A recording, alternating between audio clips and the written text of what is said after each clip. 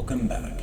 You are watching the second part of my 2-episode series on Small World Syndrome, a concept of many names, but this one is my favorite. Preface. So I, of course, read a bunch of reviews to see what the consensus is on this movie, and I was floored by how positively it was received by both critics and general audiences. Even in light of there feeling much disgust at the gore. I have no idea how this review is going to be received as a result. I intuit that I will be in the minority here when I say that I do not like the movie. While I will be disparaging the substance, I am glad that it was made, even though I concurrently question why it exists. I personally found it to be inspirational just because a lot of risky creative decisions were made. I will admit that it was a breath of fresh air. However, it is also the case that not all breaths of fresh air necessarily be fragrant, is it? Wait, there's more. I have something to tell you all. This is an update. I would like to briefly mention that I have started a Patreon page. There's no option to subscribe or anything. It is all completely free, by the way, but if you would like to get straight to the review, you can just skip to that time code. There are also chapters in this video for your convenience, so you should do that now if you want to. But for the rest of you, let's talk. Yes, it is free to join, so there are no tiers. That space is just there so I have a place to post the images and movie posters I edit for each video. And then I can also share updates on each individual video, what will come next. I can do polls, make brief written reviews for the movies that do not deserve or require a video review. Perhaps you would just like to hear what I have to say about a specific movie. That is, even if you like my movie reviews at all, or find them to be unique. Or I can just interact with all of you who decide to join. I want my videos to be as accessible as possible, so it will remain free.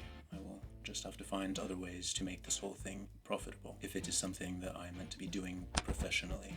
I certainly love doing what it is I am doing now, especially the bit after this where I edit the video. But worry not, for if it is your will to support me, then you can just like this video and comment. I respond to every comment, so whatever it is you have to say, I will have at least 3 words to say back at it. I feel so awkward. Yeah, I started posting on Patreon for no one, just bits and pieces from my last 2 videos, so I could get a hang of using that site.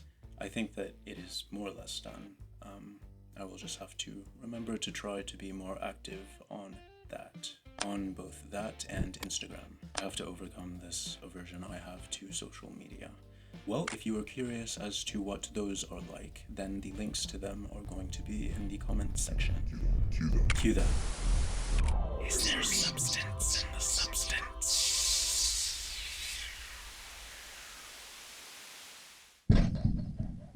There was not a single theme explored at good length in this movie. Demi Moore's world, as in the spaces she frequents, were implausibly small and underpopulated. Her character was unusually immature, her character's choices duly unusual and myopic, if I might add, and her interpersonal encounters uncharacteristically few in number.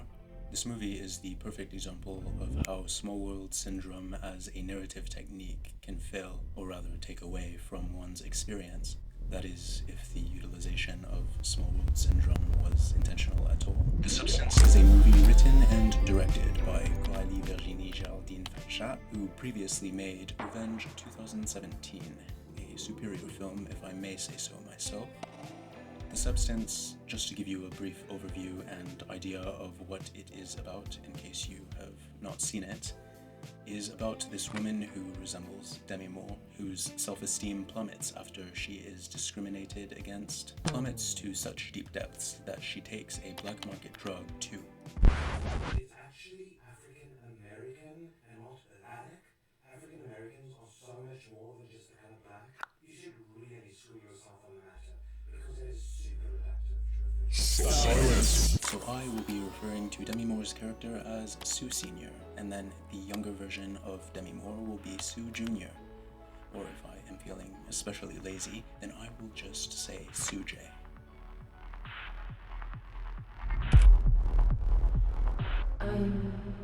Sue.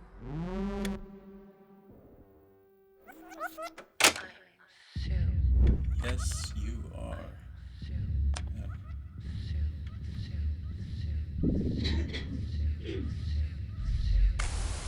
What was we made? For which purpose?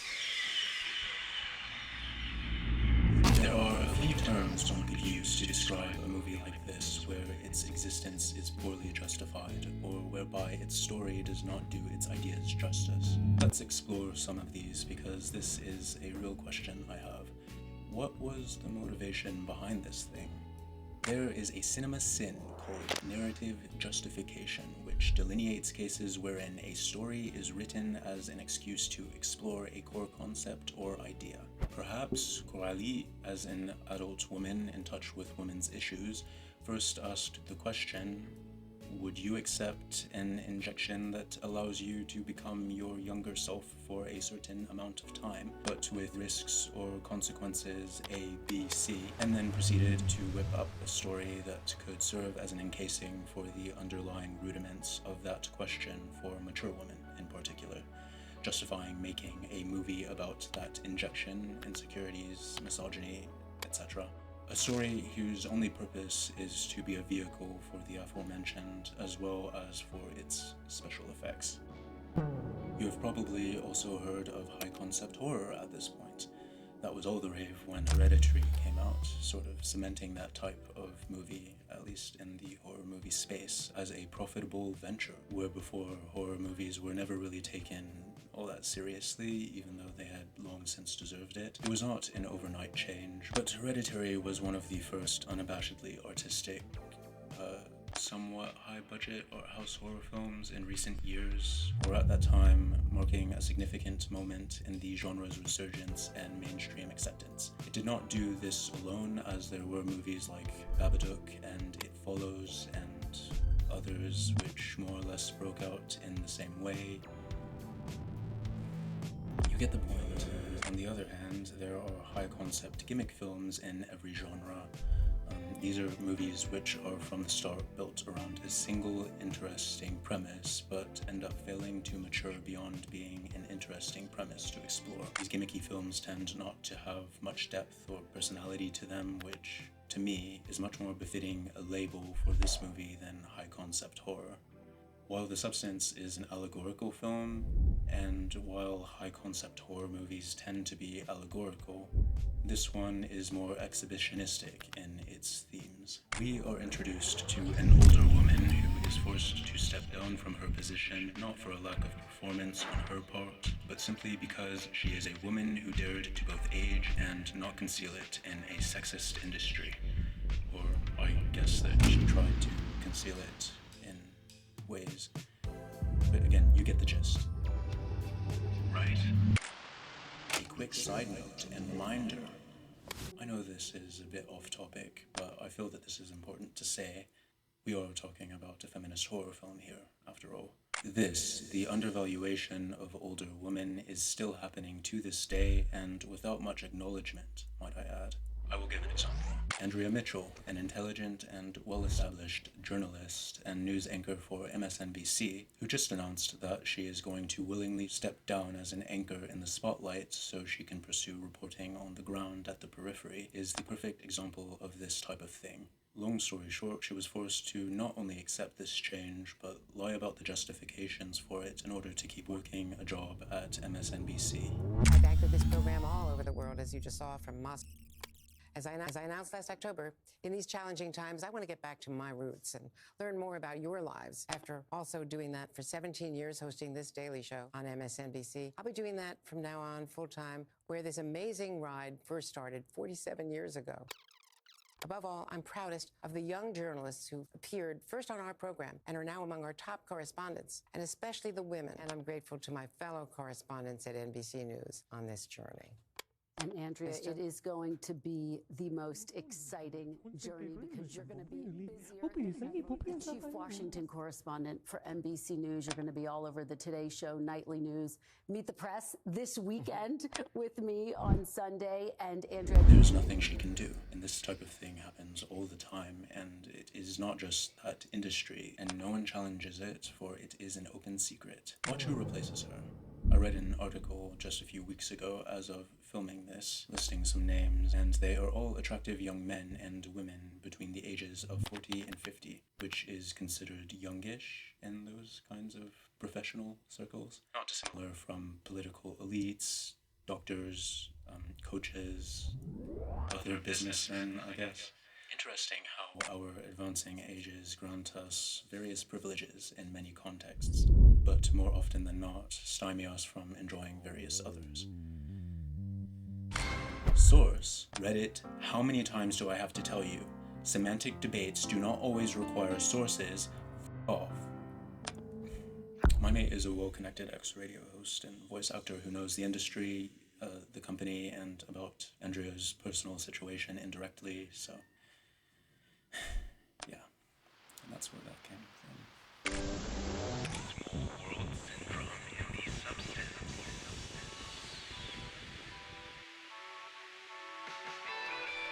Let's go over a few ways in which small world syndrome prevails here. Sue Senior only has one love interest, or rather just one person who fancies her, who she encounters after she has a car crash, which conveniently only bruises her. A crash which takes place after she conveniently gets distracted just as a billboard with her face on it is getting changed out. A distraction which conveniently takes place after what I reckon was at least one of her last days on the job. A day on which she conveniently happens to overhear her showrunner derogate her due to a convenience malfunction of the women's restroom. The only women's restroom in the building, I suppose. An incident which occurs after a bunch of unnamed colleagues conveniently spawn in that bright, vivid hallway as they wish her a happy birthday, conveniently reinforcing her age-related insecurities as she is reminded she is older. All of this occurs before she is offered substance. Whoa, you said name. I know. Crazy, right? She has a single male neighbor, a trope in and of itself, that is having only one neighbor with whom to chat because extras are too expensive. She only has one boss to whom to report. The characteristics of each person were watered down too for optimal optimization. The men were mostly sad, hopelessly horny, and grossly gross misogynistic caricatures and cliches, enemies of the feminist, and then the main characters and neutral side characters themselves were blank slates. Sue Jr. was basically born yesterday, but Sue Sr. has no excuse for having less substance to her than a meringue. You see, when small world syndrome is misapplied and negatively affects characters' developments, you can actually observe this interesting phenomenon whereby one gets a sense that the real development of a character begins only when the movie does, which is to say that they have no history, or it does not feel like they actually lived a life filled with trials and tribulations which shaped them into the person you see on screen today. You can feel like they were indeed born yesterday. The movie is considerably chuffed as everything feels dumbed down, oversimplified, and unpolished. In other words, the studio behind the program Sue Sr. used to head is tepid. The hyperbolized company became very tiresome very quickly. Every other element in this movie was reduced to such elementary, garish qualities without anything substantive or tasteful being incorporated elsewhere in the world and story. I guess this answers that question from before. Unfortunately, the substance is not substantive. Wait. Where are you going? I'm not done yet. What's more, on the topic of men being stereotyped, Sue Sr.'s boss is a not-so-subtle prototype for sexist older men who lack self-awareness and who both embody and conserve the misogynistic systems from which they benefit. The company who supplies Sue Sr. with the injectables and the company's advocates are dully cryptic and also do not really feel like people in the same way that Sue Sr. almost does. Yes, not even the main character, whose name I dare not utter, has depth to her. How is it in sparkle? few observations I made which are not inherently reductive, but relevant in my consideration of this film's attributes are, well, it bears repeating that Sue Senior has no friends or contacts to whom to reach out when things go awry. She apparently only works. Like, her only point of grief is aging as a famous, wealthy white woman who has, without a doubt, undergone cosmetic surgeries. But that last bit is nominal. That's nothing against her, just an observation. Her only aspiration is to be young and attractive again, to be the object of men's desire. She never concludes or even comes close to realizing that her worth is not tied to her sex appeal, so neither does she nor anyone else close to her learn anything before dying. Wait, I don't think I had did I have a spoiler warning? You know what, I'm just going to add at the beginning of this video some footage of me getting everything set up, and that will be where the spoiler warning is. So if you're wondering where that came from, then that is it. But anyway, this film is monopurpose, and that purpose is to ask, what if, while hopefully being smart enough to fool people into believing that it achieved something, anything? Why was this movie made? For which purpose? I must mention the gratuitous nudity throughout. I cannot comment on the efficacy of it or the sense in including it in a movie exploring these kinds of themes. Honestly, I do not know much about the male gaze as a concept, as I am sure it pertains to this movie, but I imagine that Coralie does.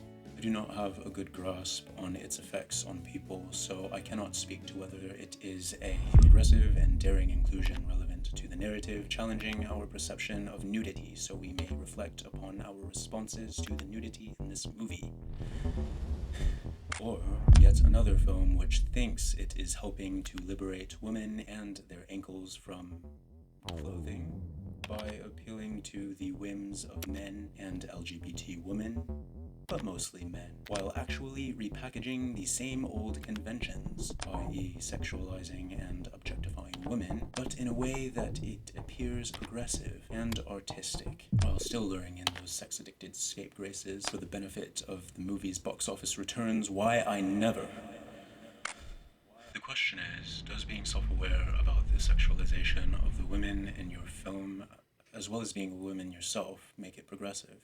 And then if it does make you progressive, then what of the benefits you see from it? Because if companies see that sex sells, then they are going to sell sex, which means that people are going to get objectified in whichever ways are, well, 1, socially acceptable, and 2, most profitable. In other words, and this is relevant to the recent backlash against trans people by not only the US government, but various others in the developed world, there is no way to liberate women if categorically isolating men and women while repudiating those who do not fit neatly in either category is allowed, because it keeps us from reassessing the soundness of those fundamentals. People forget that there was a time, long ago, when the distinction between men and women was informed by sexual characteristics, sure, but was not bogged down by these arbitrary precepts and norms, or at least not as many as we have today. You see, this is why men have fall to wear to formal events, but jackets on the grayscale,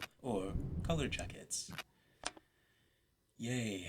Or is this somehow a form of reclamation? Or reappropriation? You know, those cases where an oppressed subtype of person takes a term that was historically used as an insult against them and repurposes it, redefining it in a positive or empowering way. Maybe someone can educate me on this in the comments. What is Alie doing in actuality, and what are the consequences, negative or positive, of doing what she is doing? Coralie, est-ce que vous êtes en train de faire quelque chose de spécifique? Mais non, mais attends, pourquoi tu me demandes ce que je fais là maintenant là? Et tout de suite comme ça? Honnêtement, ça me saoule mon Dieu ça. Ça me dérange grave ce qui a été dit là. Donc, tu te rends compte des questions hyper personnelles que tu viens de me balancer? C'est quoi ce manque de tact que, sérieux, t'as pas honte? The Substance not only failed to commit to and develop anything other than that which their special effects teams could create, but it did not accurately portray a single one of the various kinds of people in this movie. This may be due to there being no depth or backstory. I guess it would follow that Sue Senior's character would deal with her insecurity regarding aging in a very immature, childish way if her character has a history and backstory no more extensive than perhaps that of a 10-year-old Mormon child. This is where feasibility becomes relevant. I get it. This movie is meant to be ostentatious. It is not meant to mirror our particular reality. That is, after all, the point of this movie, right? To bring awareness to the issues gaudily caricatured up here in this. I will give it to them. Body horror is the perfect horror subgenre for this type of movie, but it is kind of inevitable given the premise, so I will not give them too much credit. But let's be honest, without the gore and practical effects, I would have been very bored. Okay, I was bored anyway, I'll admit it. The abuse of the drug was stupid on the Sue's parts. Once you realize that one or both are going to abuse it, you kind of know where it is going to go, so you just end up waiting to see how one devastates the other and whether or not both Sues will live to face the consequences.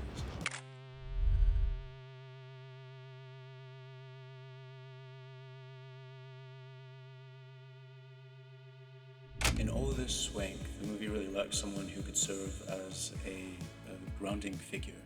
That someone, by the way, being the relatable character with whom to relate, is formally known as the audience surrogate, or I've even heard it get called a straight man too, or as I like to call it, a straight bi-curious man-child who you think is just a mate of yours only to have them come on to you in some act of relief for the lifelong repression of the expression of their sexuality due to being afraid to realize that part of themselves. Evan, I just came over tonight to play Minecraft and discuss geopolitics. Read the room. Anyway, the purpose of having a grounding figure, audience surrogate, or even a straight man, is not just for fun and games and innocent highbrow confabulation, but in service of tonal stability and congruence. If there is to be someone or something, so people or environments, exchanges, etc., just anything, overwrought with energy and quirkiness, then there ought to be an anchor for the sake of relatability, perspective, where they can be that voice of reason delivering that juicy thematic exposition, or for just leveling things.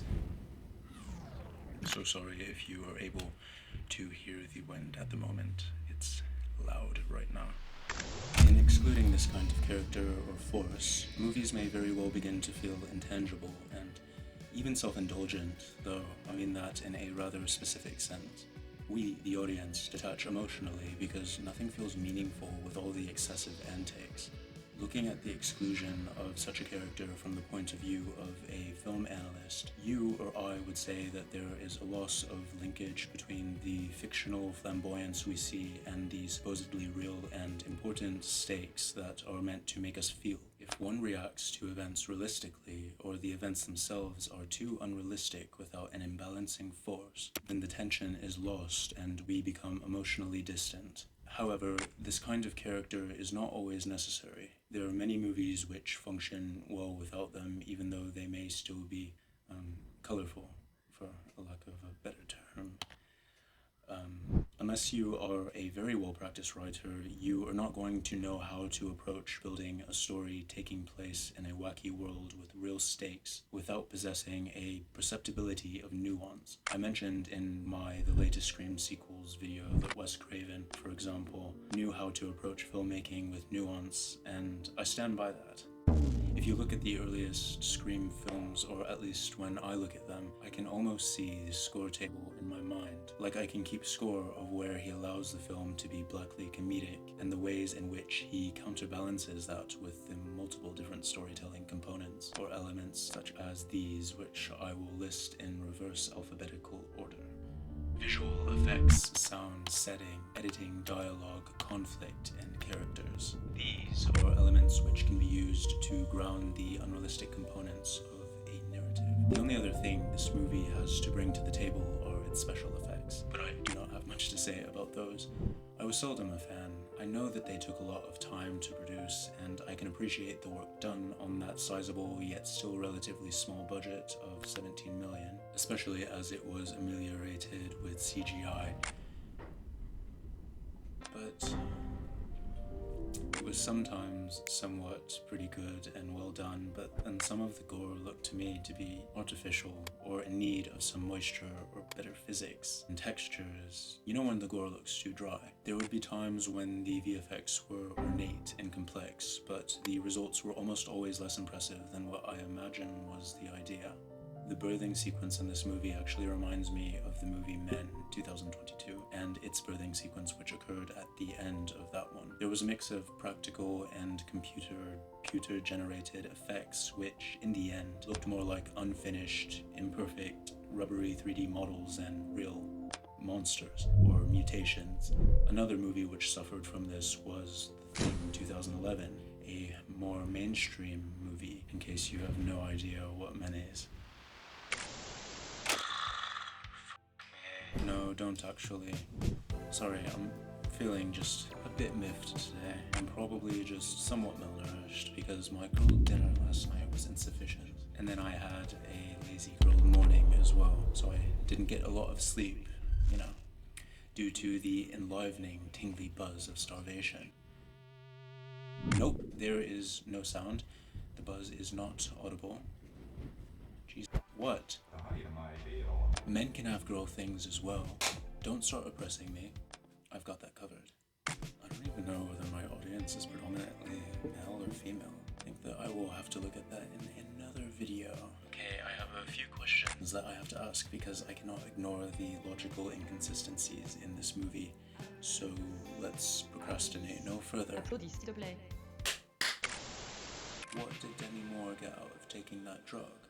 No, really, it is repeated to her that she and her younger, more perfect self are one. But what the f is that supposed to mean? Do they share a mind, or do they experience what they do separately? What is the point of Sue Sr. taking this drug and birthing this young woman if she is not able to live in that body? What does she get out of having her younger self go to her old boss and take her job back, in a sense, while she African Americans out for a week? What is the point? Never mind the fact that she is a dumb for returning to that workplace at all, or the fact that Sue Jr. does not even have an ID or social security number. Sue.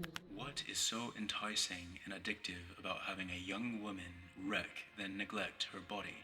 A young woman who does not even look like you did at her age, and who is living a life completely divorced from the one which you hope to escape.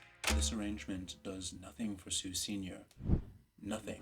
Sue Jr. might as well be a long-lost, unloved daughter, but then that is not all. Does Sue Jr. also have Sue Sr.'s memories and knowledge? What did she inherit from her? Well, Sue Jr. knew enough about her to know where to go to audition for her old job or how to choreograph workouts. The only way I can see this being possible is if she inherited Sue Sr.'s mind, but only a copy thereof. So there was always a differentiation there, but then developed independently of one another from that point onward. While this would explain why Sue Jr. marvels at her new body in the mirror after her conception, as though it were a while since she had such smooth, airbrushed skin, but then why would there be that disregard for Sue Sr.'s health and wellness if they are the same person? Is she just a piece of shit who hates herself? Okay. If self-loathing is the reason why Sue Jr. neglects to work with the time she is given, then again, why continue with the trials at all as they are negatively affecting you, Sue Sr.? They refer to one another as she, and they apparently do not get to experience one another's reality for some reason. This is implied throughout the movie. For example,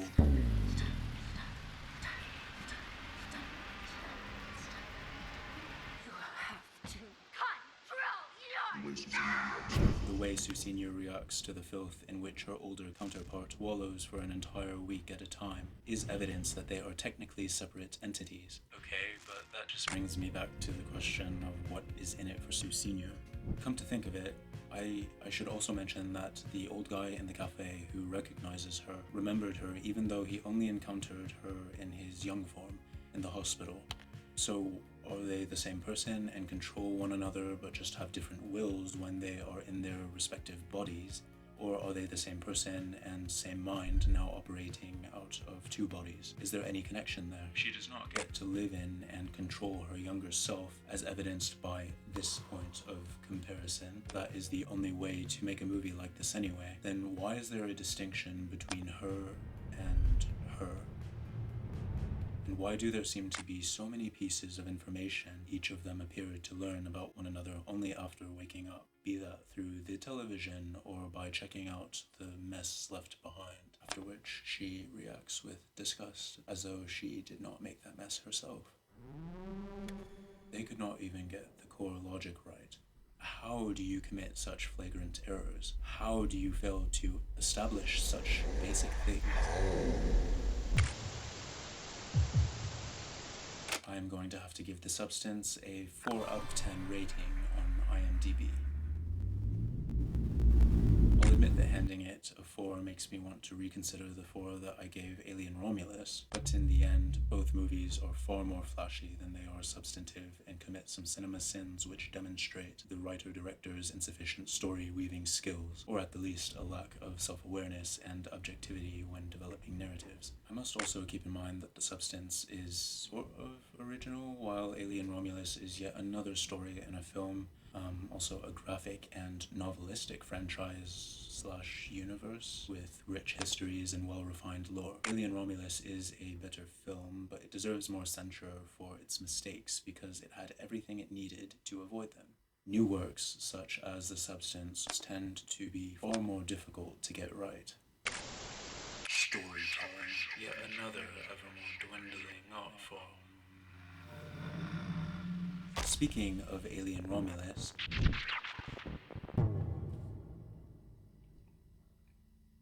okay, I deserve that. Just like with Fede, I believe that Coralie is a very talented filmmaker. However, just like Fede, she's probably a much better director and producer than she is a writer. I've mentioned it before, but writing as a trade has been grossly devalued over the years. Good writers do not get the credit they deserve, and then the bad ones do not get the censure they deserve. As for why this is, well, movie making, like so many other things, is no longer an art and a passion, but a business and an investment. Alie, écoutez-moi maintenant.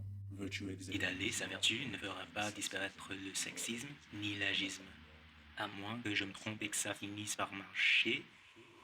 No. Mais non, ça ne marchera pas. Giving talented creatives reign over tasks in which they do not specialize will only lead to shortcomings in the final product. Few directors are capable of contributing to every aspect of their story's application.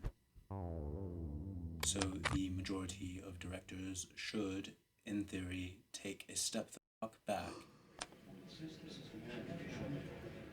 and let the qualified specialist artists you hire help you to realize your vision. I'm looking at you, Ridley Scott, as you are inextricably tied to the Alien series and are ironically overvalued. Unchecked power is something no human deserves, nor is it something any one person is capable of honorably wielding.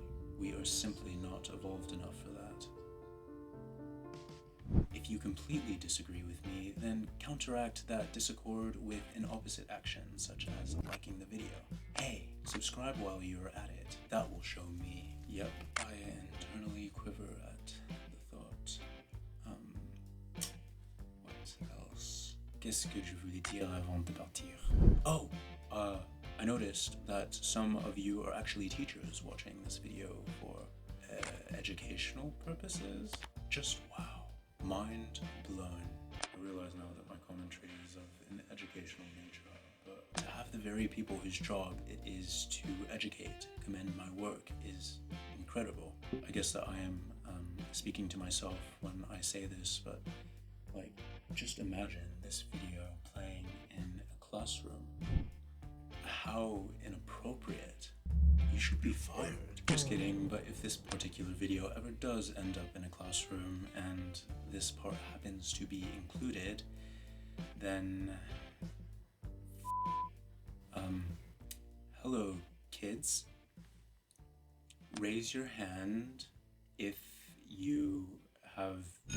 Oh, there goes the bell. I'm afraid that is all of the time we have here today. Eek. Sorry. Well, time to get into the pretty white van. Come. That's it. Yes. The candy is in the front seat. It's just out of sight. Yes.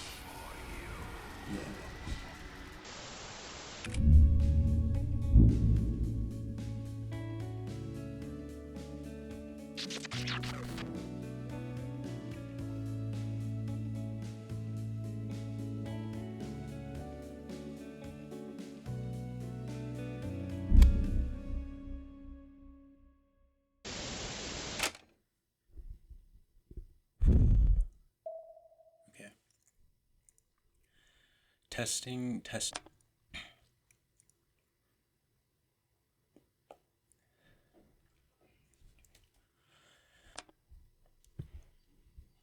Welcome back. Welcome back. Welcome back.